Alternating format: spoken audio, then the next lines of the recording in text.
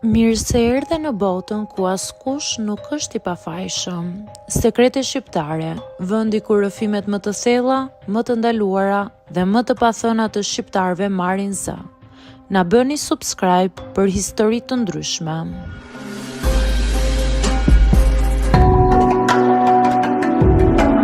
Unë quhem Ardian dhe jam 22 vjeç, që kur kam qenë i vogël kam dëgjuar vazhdimisht të njëjtën fjali nga njerëzit përreth meje. Sa të bukur që e ke mamin. Në fillim kur isha fëmijë nuk e kuptoja shumë çfarë donin të thoshnin me këtë fjali. Për mua, ajo ishte thjesht mami im, personi që më zgjonte çdo mëngjes për në shkollë, që më përgatiste mëngjesin dhe që më priste gjithmonë në shtëpi kur kthehesha. Ajo ishte gjithmonë aty për mua.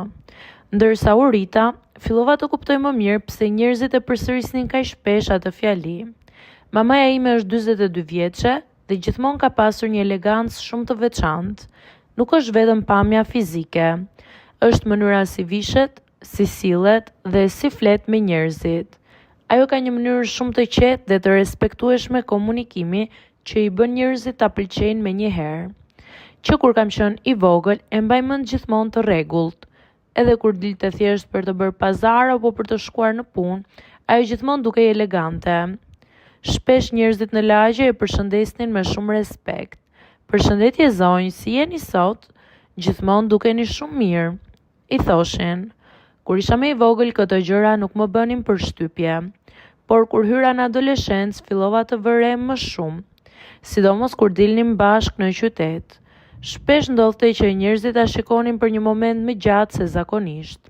Në fillim kjo më bënte në siklet. Mbaj mend një situatë kur isha 16 vjeç. Kisha dalë me disa shokë dhe rastësisht kaluam pranë një kafeneje ku ishte ulur mamaja ime me shoqen e saj. Shokët e mi e pan dhe njëri prej tyre më tha me humor: "A është ajo mamaja jote? Seriozisht? Duket shumë e re." Ata po bënin shaka, por unë nuk dija si të reagoja.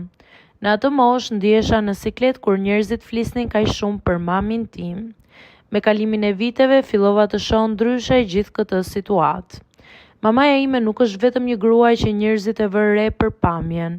Ajo është një person shumë i mirë dhe shumë i përkushtuar ndaj familjes. Ka punuar për shumë vite në një zyrë dhe gjithmonë është kujdesur që në shtëpi të mos na mungoj asgjë. Edhe kur kthej e lodhur nga puna, gjithmonë gjente energji të më pyeste si më kishte shkuar dita, si po shkoja me shkollën dhe nëse kisha nevojë për ndonjë ndihmë. Një nga gjërat që më ka bërë gjithmonë përshtypje te ajo është mënyra si sillet me njerëzit. Ajo është gjithmonë e sjellshme edhe me njerëz që nuk i njeh mirë. Përpiqet të jetë respektuese dhe e qetë. Ndoshta kjo është arsyeja pse njerëzit e pëlqejnë aq shumë. Një ditë po pinim kafe bashkë në një lokal pranë qendrës së qytetit. Po bisedonim për gjëra të zakonshme kur kamarieri erdhi për të na sjellë porosin. Ai i tha mamit me shumë respekt: "Zonjë, duhet ta them që keni një stil shumë elegant." Mamaja ime buzëqeshi dhe e falenderoi thjesht. Pasi ai u largua, unë qesha dhe i thash: "Mami duket sikur gjithmonë merr komplimente." Ajo qeshi lehtë dhe më tha diçka që më mbeti në mendje: "Bukuria nuk është vetëm pamja. Njerëzit e vënë re kur sillesh mirë dhe kur i trajton të tjerët me respekt." Në atë moment e kuptova se ajo kishte shumë të drejtë. Njerëzit nuk e lavdërojnë vetëm për pamjen. Ata e vlerësojnë edhe për mënyrën si është ajo si person. Edhe shokët e mi e kanë vënë re këtë gjë. "Ardi, mamaja jote është shumë e mirë me njerëzit. Nuk është çudi që të gjithë e vlerësojnë", më thonë ata. Dhe kanë të drejtë.